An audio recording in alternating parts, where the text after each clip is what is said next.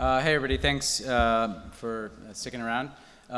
So what we're going to do now is read out the first NATO session, which was a North Atlantic Council that focused on NATO defense capabilities. We have with us Ambassador Ivo Daalder, the U.S. Ambassador to NATO, and the man who sang Take Me Out to the Ball Game at Wrigley Field last night.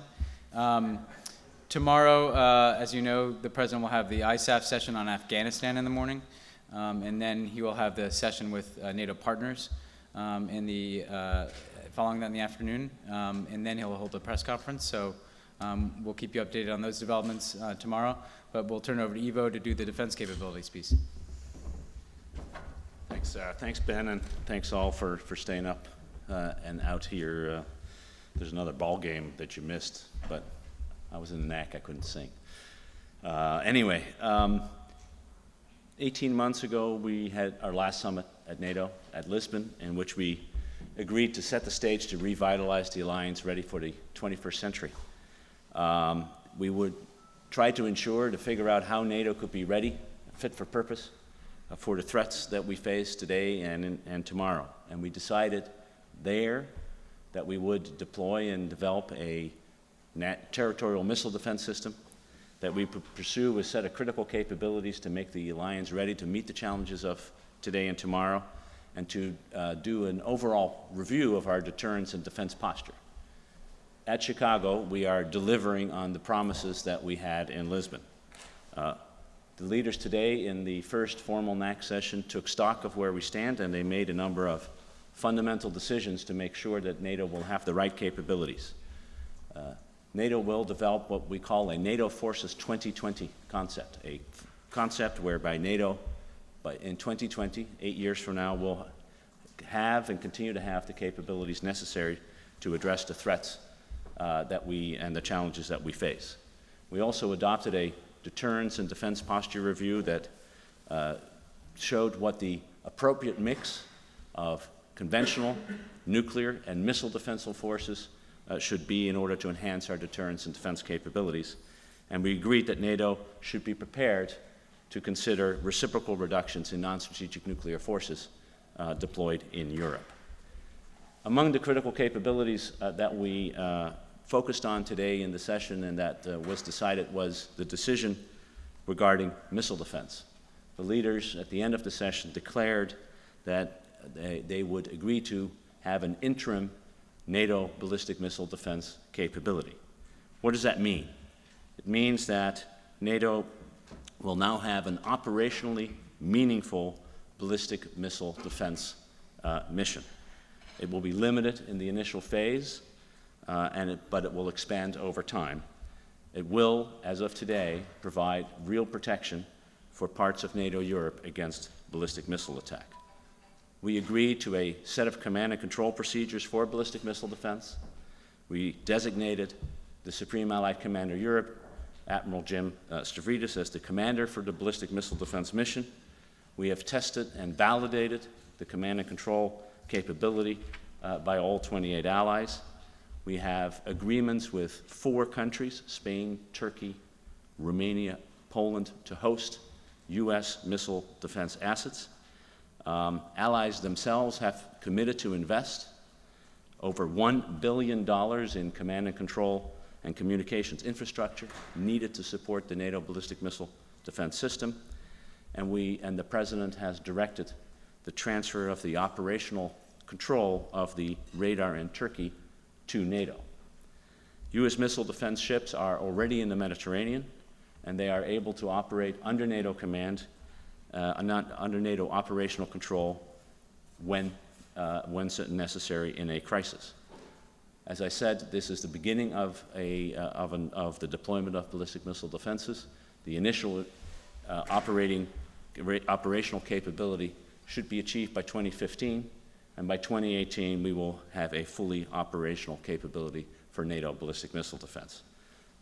This decision, which we had agreed would need to be taken in Lisbon, now means that NATO has, for the first time, a territorial missile defense capability. There were other critical capability decisions that we made. Just a few minutes ago, NATO signed a contract to acquire the Alliance ground surveillance system These are 5 Global Hawk drones that provide the kind of surveillance capability that we saw in the Libya operation was so vital to the effective operation of our military. Then we relied on the United States to provide it. In the future, NATO will have the capacity to deploy these drones. We also agreed to extend the Baltic air policing mission. The President noted the importance of having allies providing aircraft to police the Baltic states so that the Balts can invest their resources in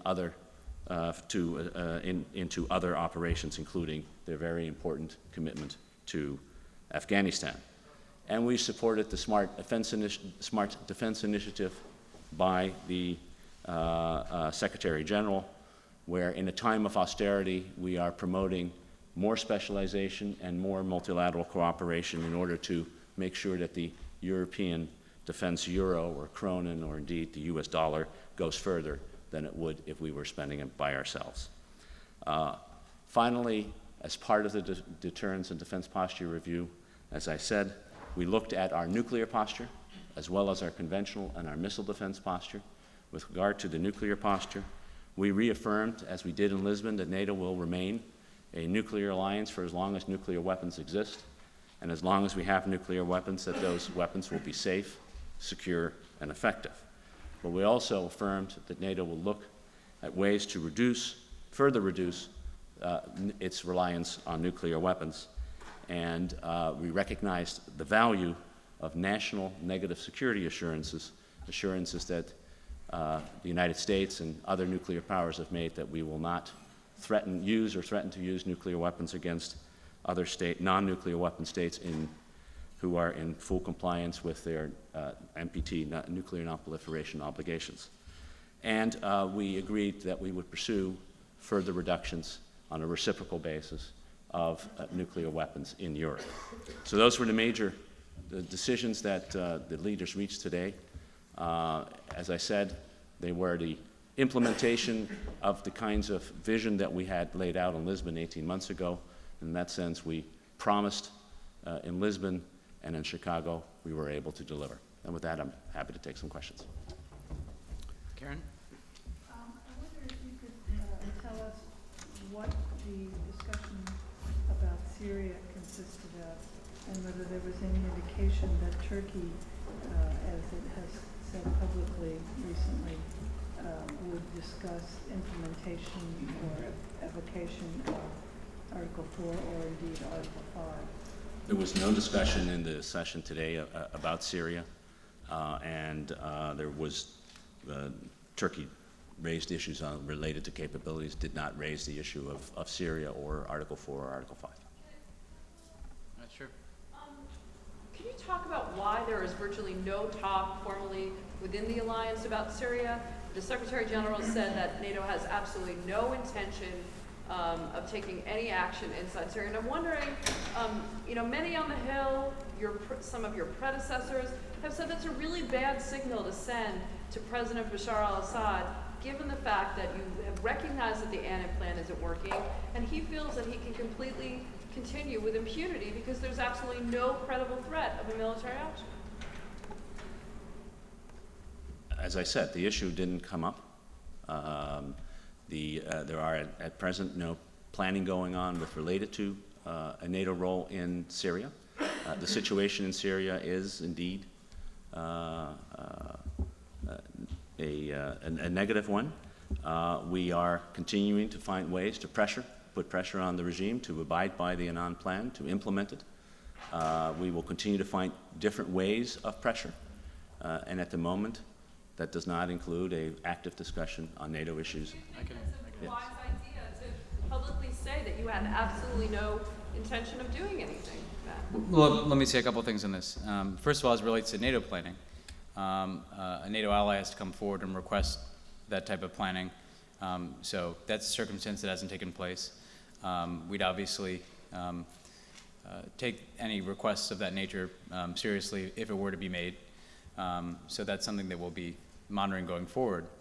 I think with respect to Syria, I'd say a number of things. First of all, we have, within the framework of the Annan plan, an international community that's working to stop the violence within Syria, but also at the G8, we made a point of elevating the need for a political transition to get underway within Syria, because it's our belief that you're not simply going to stop the violence within Syria by putting monitors into the country, as important as that is, to bring the violence down, that there needs to be a credible political transition process that gets underway.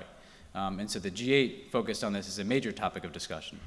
It was one of the principal topics at the leaders' dinner, and the decision was taken out of there to elevate the focus on a political transition. Separate and apart from the Annan Plan, we've been working through the Friends of Syria process so that the United States, together with like-minded countries, can apply pressure on the Syrian regime, precisely because we are so concerned about the situation there. And what we've done, together with our European allies, our Arab partners, and of course, within that context, Turkey plays an important role as well, is provide assistance to the Syrian opposition. That includes political and diplomatic support.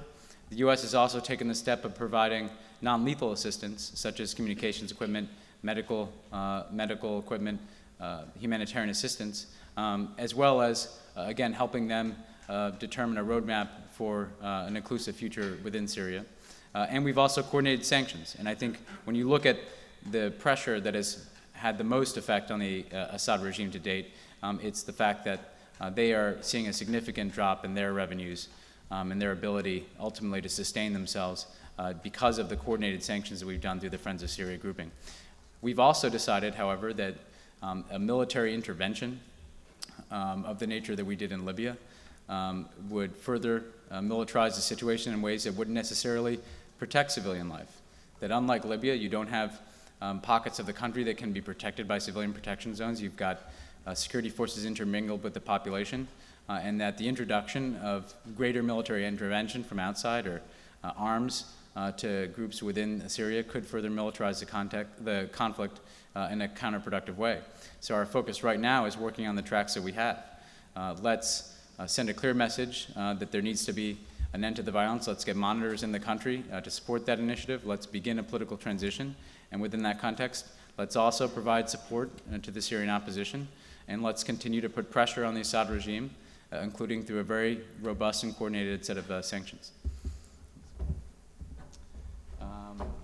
Sure.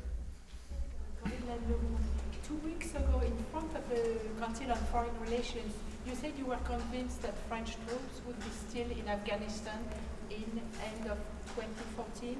I would like to know if you are disappointed and if you feel the specifics the French have been given, the assurance they have been given to you are enough, in your opinion.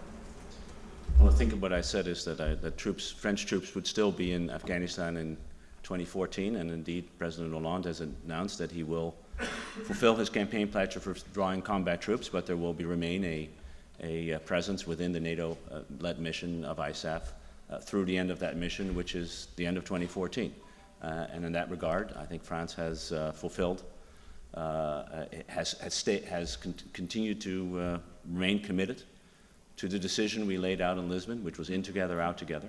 The way in which countries contribute to the mission will evolve. Ours will evolve. Every country's will evolve.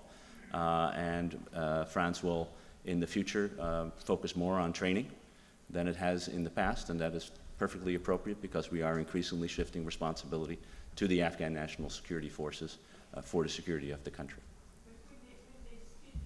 With the United States troops after 2014, the special forces? That's a question you will have to ask the French president. Yeah, I'd just add to that, the NATO ISAF combat mission is obviously concluding at the end of 2014. I think individual nations are going to make, just as NATO will, individual nations are going to make their own decisions about what their partnership is going to be with Afghanistan after 2014. France does have a strategic partnership agreement with the Afghans, so we fully expect that France will continue to be a supporter of Afghanistan, of its government, into the future. And again, as Ivo said, and as we addressed before, I think we're understanding of the fact that different nations make different decisions about their national actions. We do believe that France can continue to be a credible partner and an important part of the ISAF mission in ways such as training, advising, instructing after their particular combat role is concluded. Are we going to see any steps towards NATO expansion at this summit, and if so, what will they be? We will address the issue of the aspirant countries who are aspire to be part of NATO, both in our communique, and importantly, we will have a meeting tomorrow with those 4 countries, Bosnia, Macedonia, Montenegro, and Georgia. And we will have a discussion at foreign minister level about their aspirations, about how they are making progress towards membership. An actual invitation to membership will not be issued at the summit. This was never going to be an enlargement summit, but we are fully supportive of the efforts of countries who want to become members of NATO, as we are supportive of countries to have a partnership with NATO when they don't want to necessarily join NATO. And those are the kinds of issues we will address both in our partnership meetings tomorrow with our ISAF partners, but a core partner meeting that the President will be present with all the other leaders in 13 countries who are making significant political and military and other contributions to alliance operations and what the alliance does. And as I said, we will have a meeting with 4 countries that have demonstrated and said that they would like to join the alliance, and see how far they have gone on that path. And we will continue to engage with them on an individual basis, because it is not a group of countries that will become members of NATO. It is individual countries who will be invited if and when they have made the necessary progress for such an invitation to be extended. Fully supported, you mean that the administration supports them becoming members, or supports them in a more abstract sense to apply to ask for membership? We believe that the Euro-Atlantic integration of the Western Balkans, of other parts of Europe is important, and that the prospect of membership by NATO, for NATO by these countries, is one of the things that entices them to make the necessary political and economic reforms and military reforms to contribute to security in the North Atlantic region. Anything else? Oh, sure, we'll take one more in the back here. The interim capability has been talked about for many months before the summit. How specifically does this play into the talks coming up with Iran in terms of the positions that are going to be taken into those discussions? Well, the decision that was made here is to enable NATO to have the command and control of national assets that individual countries can contribute. So the United States would contribute its radar, and in the times of need would contribute the Aegis-capable ships. And in that sense, the actual capability has existed since the end of 2011, as far as the United States is concerned. Now that capability will be made, it was possible to make that capability available to NATO. That is the fundamental change, and in that sense that's the only thing that we have done. We have moved from a U.S. capability that is extant and will continue to exist to one that is now can be made available to NATO and operate under NATO rules of engagement, NATO agreements on how the command and control system is supposed to operate, and formally under the operational control of a NATO commander as opposed to a U.S. commander. I just say one other thing on that. With respect to Iran, when we took office, we took a hard look at our missile defense planning, and we redesigned a missile defense system that we felt was focused on a careful threat assessment. And it was our assessment that the greatest ballistic missile defense, or ballistic missile threat to the alliance and to the United States and our interests was from Iran, for instance. And so we have designed a system that will be focused on threats emanating from that part of the region, and particularly from Iran. And that is a system that, of course, is going to continue to come online. And the other thing I'd say about this is there's a lot of talk about missile defense in the United States. There has been for many years. I think what we've demonstrated as administration is not just talk on missile defense, but action. We see now the deployment of a missile defense system that is transitioning now to the defense of NATO, that ultimately will provide for the defense of Europe and the United States. We have concrete commitments and plans to move forward with the deployment of this system, with 4 countries already stepping forward to play their part in hosting part of the architecture. So I think that today reaffirms, I think, the very strong record that we've built on missile defense. And even as we continue to have our differences with the Russians that we would like to work through, I think we're demonstrating that we're moving forward with our plans. and we'll continue to talk to the Russians, of course, as we do. But today is another milestone in demonstrating that we're serious about the threat from ballistic missiles. We assess that that threat comes in part from Iran, and that the alliance as a whole is going to have this capability, and it's going to grow stronger over time.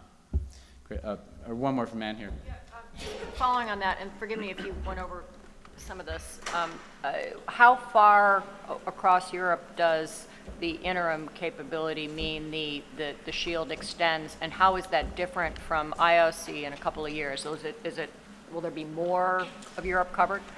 Right now, it is a part of southern Europe that will be able to be covered. After all, we right now have only one ship deployed that is possibly dedicated to NATO. We have the radar in southeast in Turkey. As over time, as more ships come online, and by 2014 we should have about 4 ships into the Mediterranean, that footprint for the defense will extend to larger and larger parts. IOC relates to the command and control capability of the NATO system. By 2015, we have said we will deploy land-based Aegis SM-3 interceptors in Romania in 2018, by 2018 in Poland. As you deploy more capability, interceptor capability, and more ships with radars, the ability to protect more and more of Europe will increase with the threat, moving from short and medium range missiles today to intermediate range ballistic missiles, and in phase 4 of our system to intercontinental ballistic missiles by 2020. So can you say which countries are protected now in southern Europe? Well, that's an operational kind of decision that, because it's an operational decision, we won't go into. Our ability to protect different countries, because it is a mobile system, exists, and we have looked at the rules of engagement and the defense design for a wide variety of places that could be protected by the fact that the ship can be moved. Thanks. All right, thanks everybody. We will see you all tomorrow, and again, kick off in the morning with the ISAF session. Thanks.